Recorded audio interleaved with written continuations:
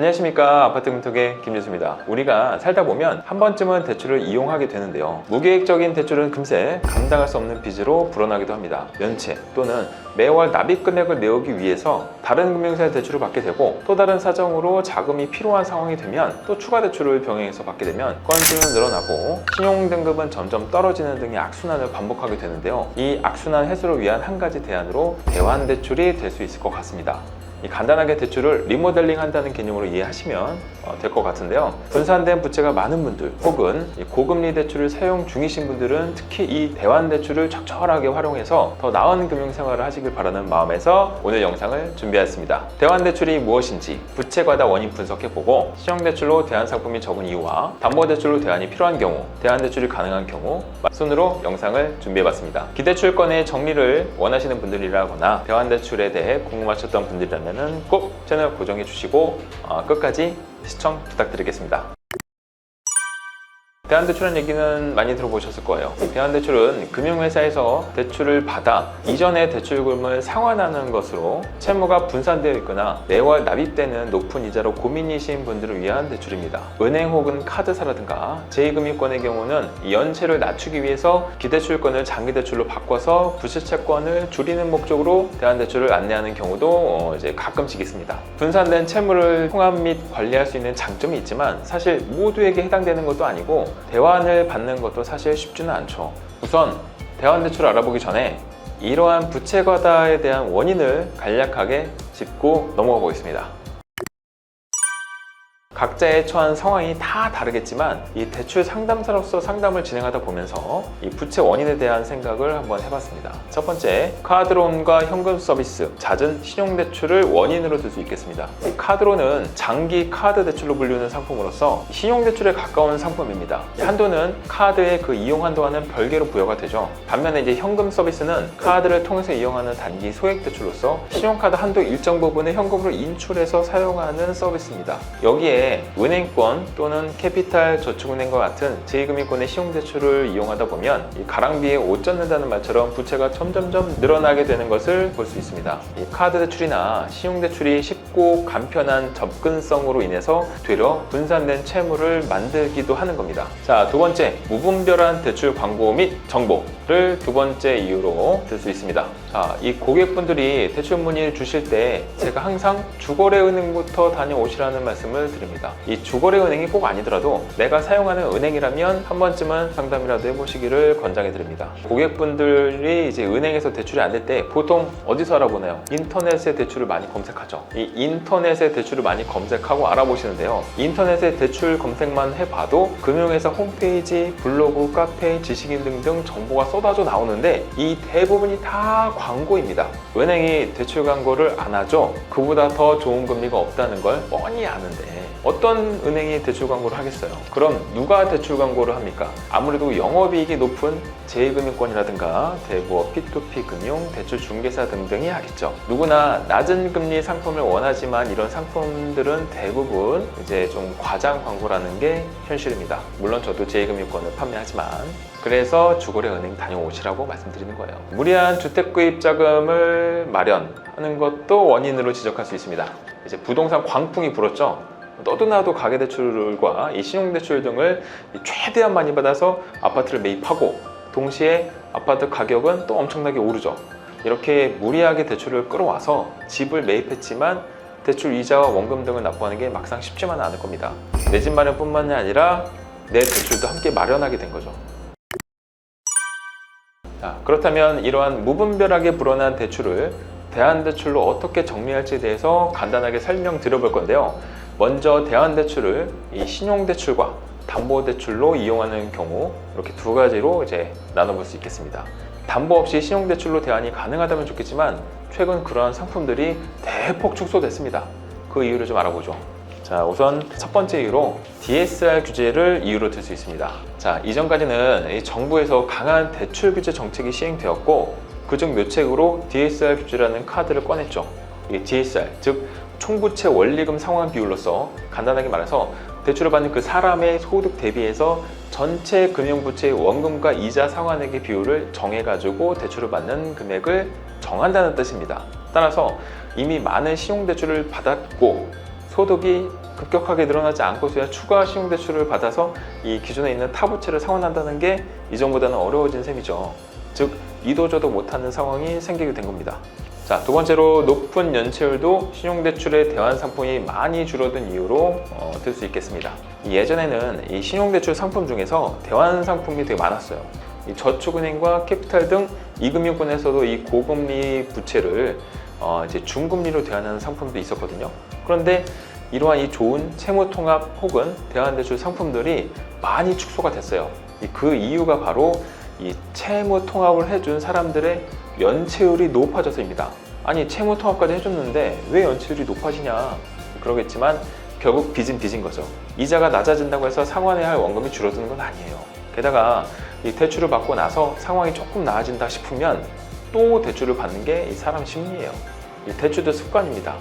거기에 뭐 신용회복이라든가 개인회생 같은 부채 탕감의 제도도 있으니까 아무래도 좀 돈을 빌려준 금융사 입장에서는 원금 손실, 즉 연체율이 안 좋을 수밖에 없는 겁니다. 아마 그게 가장 큰 이유가 될 것 같아요. 그래서 이 채무 통합과 같은 금융사의 상품들이 좀 많이 축소될 수밖에 없었던 거죠. 세 번째로는 이 불법 대환 대출로 인한 과다 대출이 문제가 됐기 때문이라고 생각합니다. 물론 뭐 다는 아니겠지만 대부분이 편법 대환 대출인 경우가 많아요.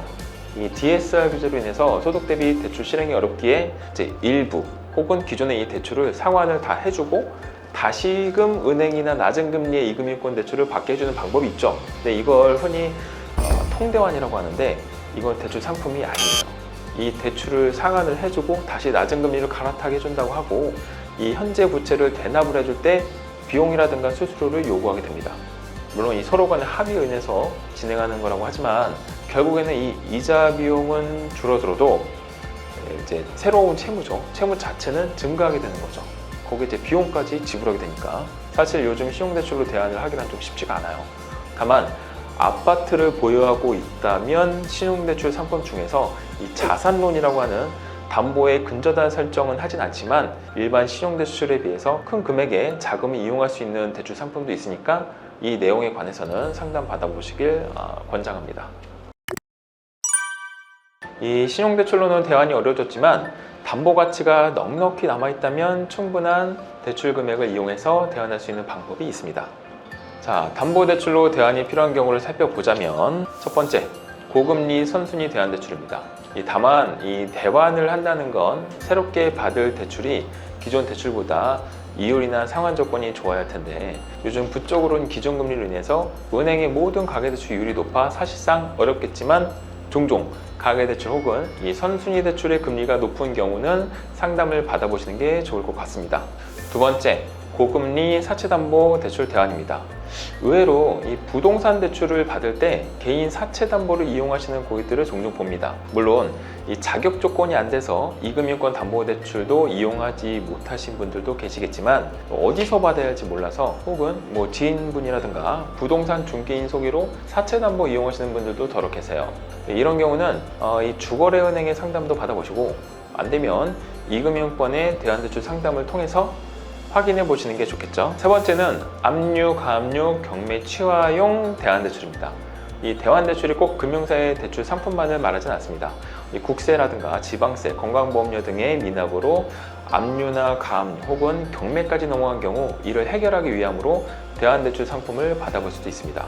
이 차주의 상황과 물건지의 내용에 따라 대출 여부는 달라지겠지만 상담을 통해서 맞춘 상품 안내를 받아볼 수도 있겠죠. 예시를 3가지 정도 들어봤는데 사실 이 대환대출 방법은 워낙에 이 차주별로 상황이 다 다르기 때문에 상담을 통해서만이 확인과 관리가 가능합니다. 대환대출이 가능한 경우를 좀 알아보죠. 첫 번째로 주택담보의 시세보다 부채가 적은 경우, 아무래도 담보대출이기에 담보가치 평가금액 대비해서 이 한도, 즉 LTV 한도를 최대치로 이끌어내서 기존 채무를 정리하는 게 가능합니다. 담보대출, 특히 후순위 대출이거나 아파트를 담보로 한 사업자금의 경우 만기시 상환 방식의 대출 상품이 대부분이라서 원리금으로 납부하고 있었던 많은 신용대출과 카드론 등을 정리해서 월 납입되는 금융비용을 줄여볼 수도 있고 많은 건수를 통합해서 신용점수를 올리는 발판으로 삼을 수도 있겠습니다. 두 번째가 잘못된 순서로 대출을 받은 경우, 이제 간혹 그 잘못된 대출 중개 방식을 요구받아서 주거래가 아닌 대부업으로부터 먼저 받으신 분들도 있으세요. 이 대출을 받을 때 1금융권부터 2금융권 등 이 순서대로 금리를 비교하고 차근차근 대출을 실행해야 되는데 이 뒤죽박죽 받으시는 분들이 종종 계십니다. 심지어 이 대출 건수와 금액이 많아서 대출이자가 잘 납입되고 있는지도 모르시는 분들도 계세요. 이런 경우는 대안대출 상담을 받아보시고 가능하시다면 담보를 활용하는 게 제일 좋겠죠. 그리고 나서 상환하고 있는 대출 납입금을 통장 하나로 일정한 날에 자동이체로 좀 시켜놓고 그래서 차근차근 정리해 보는 게 좋겠습니다. 이 잘못된 순서로 대출을 받게 되면 오히려 계획에도 없던 부채가 늘어나는 상황이 생기는데요. 제가 차후에 대출 받는 순서에 대해서도 영상을 한번 준비해 보도록 하겠습니다. 나오게 된다면 꼭 참고해 주세요. 세 번째, 저신용자, 신용회복, 개인회생 중이신 분들도 가능은 합니다. 요즘 대부업체에서는 신용회복 혹은 개인회생자분들에게도 대출을 많이 해주고 있어요. 이 신용회복이나 개인회생은 기존 부채 상환이 감당이 안 되는 분들을 위한 제도인데 이런 상황에서 추가 대출을 이용해 대안용으로 사용하는 건 상당히 어렵다고 볼 수 있겠지만 아파트와 같은 부동산이 있다면 얘기는 다르죠. 이 신용이 낮거나 연체 중이더라도 부동산을 담보로 한 대출이 가능하니까 꼭 상담을 통해서 최선책을 찾아보시길 바랍니다. 물론 신용이 낮으면 당장의 금융권 이용은 어렵겠지만 차근차근 나의 부채와 신용점수 관리를 하다 보면 이금융권, 은행권 등 단계별 대안도 가능하니까 꼭 전문 상담사와 상의해 보시길 추천해 드립니다. 자, Q&A 볼까요? 가계대출 금리가 올라서 낮은 금리로 대안하고 싶어요. 앞서 말씀드렸다시피 지금 전 금융사의 금리는 계속 오르고 있는 추세입니다. 현재 사용하고 있는 은행 대출 금리가 오른다고 해서 다른 은행으로 갈아타는 게 큰 의미는 없을 수는 있어요. 오히려 기존 대출보다 높은 금리를 받을 수도 있고 그리고 대출 받은 게 최근이라면 중도 상환 수수료가 발생할 수 있겠죠. 은행 대출의 금리를 더 낮추고 싶은데 한도가 나올까요? 기존에 은행에서 낮은 신용대출을 받으셨다면 이 또한 큰 의미는 없습니다. 이 대안대출이라는 건 고금리 사용 중일 때 채무가 여러 건으로 분산되어 있는 경우 이 기존 채무를 통합하는 목적으로 이용합니다. 따라서 은행 대출 금리를 더 낮추는 목적이라면 큰 의미는 없을 수는 있겠죠. 아파트를 보유하고 있으나 소득이 없고 신용이 낮은 경우는 진행이 어려울까요? 자, 아파트라는 담보 제공이 가능하다면 소득이 없는 경우 은행에서는 어렵겠지만 이금융권에선 가능한 부분입니다. 물론 다 해당되는 것은 아니기 때문에 상담을 받아보시고 난 뒤에 대환 가능 여부를 확인해 보시고 진행하시기를 권해드립니다. 제가 말씀드린 내용을 떠나서 누구나 대출을 기존에 이용하셨다면 한 번쯤은 대출 관련 상담을 받아보시는 걸 권장합니다. 기존에 사용하는 부채보다 더 낮은 금액으로 갈아탈 수 있다면 얼마든지 상담해서 이용해 보셔야겠죠.